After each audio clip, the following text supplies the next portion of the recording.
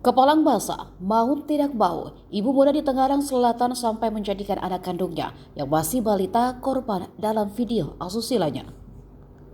Ternyata R sebelumnya diminta untuk merekam adegan asusilanya dengan sang suami. Permintaan itu dilakukan pemilik akun Facebook Ica Sakila setelah mengancam R dengan foto tanpa busananya. Kabid Humas Polda Metro Jaya Kombes Adi Arisya menjelaskan saat permintaan merekam video itu terjadi, suami R tak ada di rumah. Karena sudah merasa terancam akan foto tak senonohnya disebar, R menjadikan anaknya yang berusia 5 tahun sebagai korban. Namun sialnya setelah mengirim video itu, pemilik akun Ica Sakila memblokir dan menghilang. Uang yang dijanjikan 15 juta rupiah untuk R pun tak kunjung dikirim. Peristiwa itu direkam pada Juli 2023 lalu. Setelah hampir setahun, videonya viral usai disebar sejumlah akun sosial media. R kini sudah ditetapkan sebagai tersangka. Ia menyerahkan diri ke polisi tak lama setelah videonya viral.